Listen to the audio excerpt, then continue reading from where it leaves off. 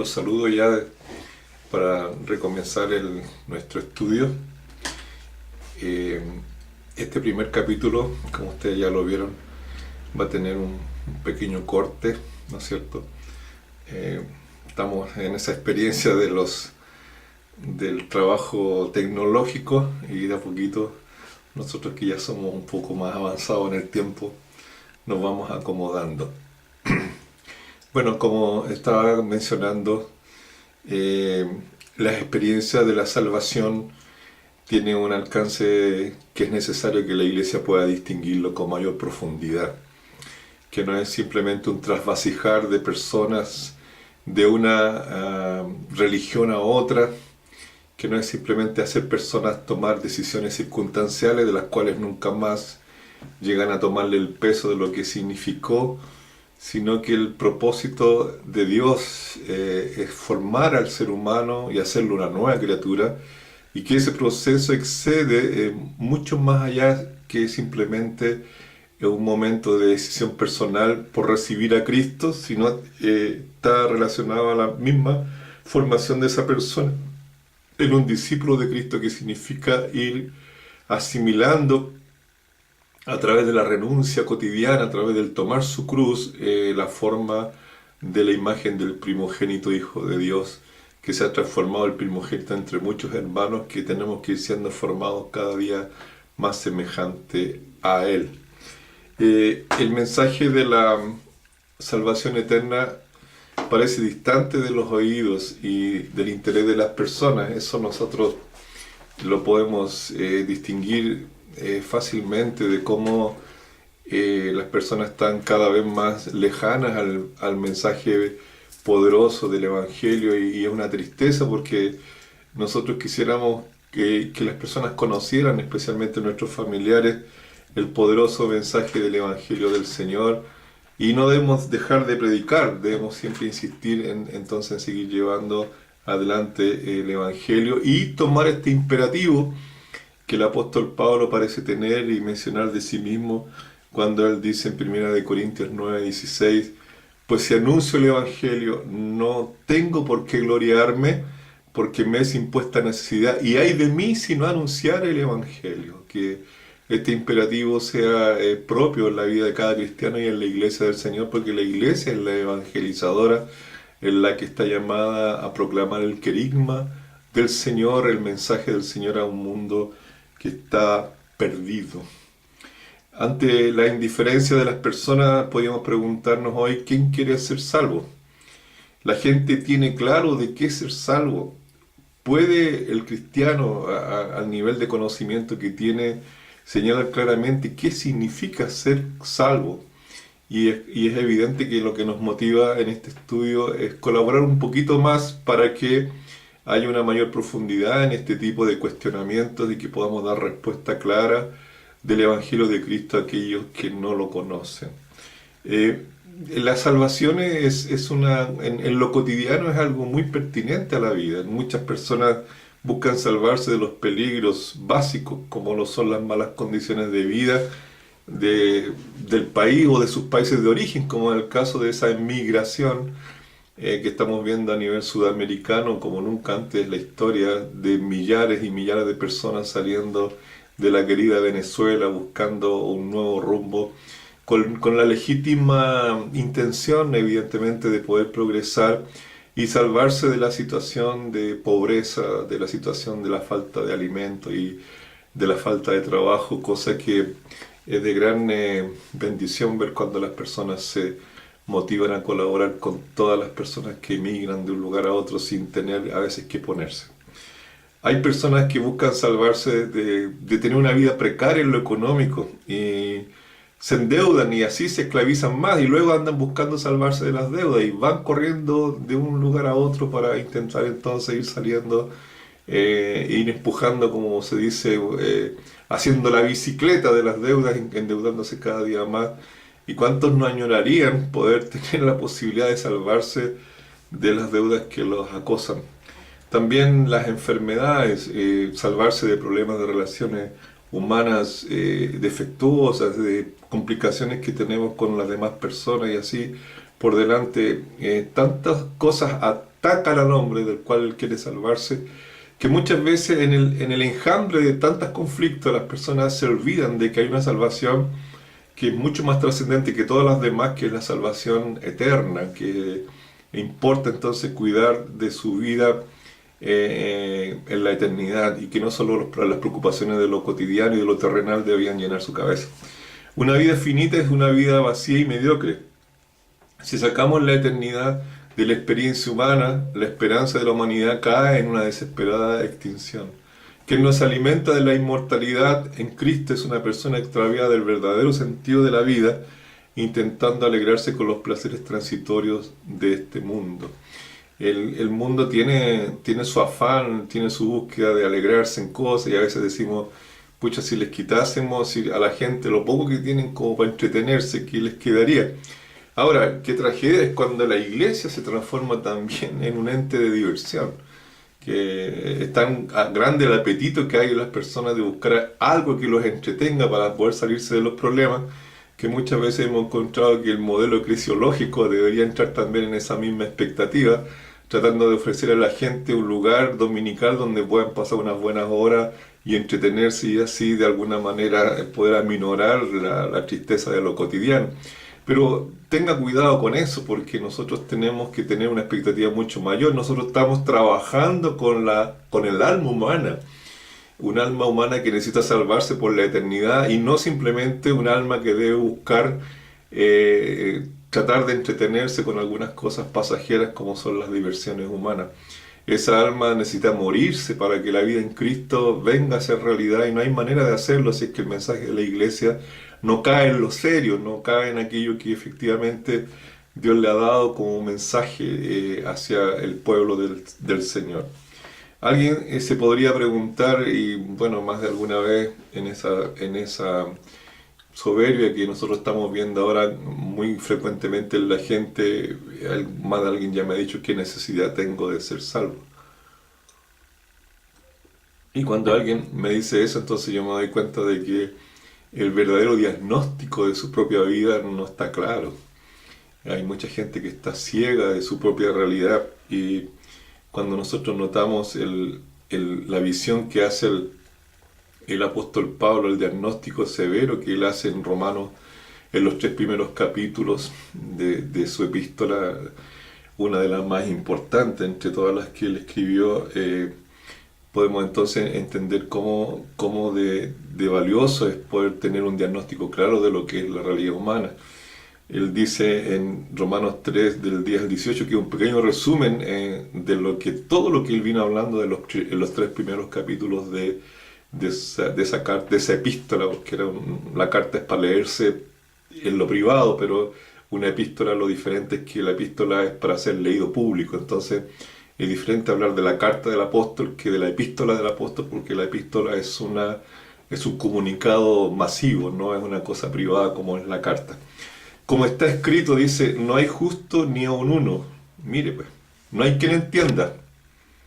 Algunos tratan de hacer entender y van a reclamar y levantan pancartas diciendo así no es, Dios no quiere, Dios piensa de otra manera, pero si no hay quien entienda, no hay quien busque a Dios, todos se desviaron, a unas se hicieron inútiles, no hay quien haga lo bueno, no hay ni siquiera uno, ni siquiera el pastor, no hay nadie. No puedo plantearme aquí yo diciendo yo soy el único que hago lo bueno, no, porque la escritura lo declara tajantemente, no hay ni siquiera uno. Dice, sepulcro abierto es su garganta, y es claro que vemos eso cuando hay gente que comienza a hablar y habla puros disparates que hace que la gente se sienta mal, y es como un sepulcro, huele a mal lo que se dice. Dice, con su lengua engañan. Veneno de áspides hay debajo de sus labios. Ponga el matinal en la mañana, no va en la tele, vaya a ver los reportajes tendenciosos, mire las noticias, y usted va a darse cuenta que todas estas cosas terribles, no cositas, que está el apóstol mencionando, son parte de lo cotidiano en nuestro quehacer. Dice, veneno de áspide hay debajo de sus labios, su boca está llena de maldición y de amargura. Sus pies se apresuran para derramar sangre, quebranto y desventura hay en sus caminos, y no conocieron camino de paz. no hay temor no hay temor de Dios delante de sus ojos. Y esa expresión, la falta de temor de Dios en la mirada, en la visión humana de la sociedad actual, es una cuestión que hace muchas veces nos hace preguntarnos, bueno, en realidad, ¿quién está buscando ser salvo? Cuando la gente no tiene temor del Señor y creen que con lo que tienen es suficiente. Y gracias al Señor que mirando este diagnóstico resumido, ¿no es cierto?, que está aquí en, en estos versículos de Romanos capítulo 3 del 10 al 18, podemos pensar lo siguiente: bueno, con este diagnóstico, ¿quién se puede salvar?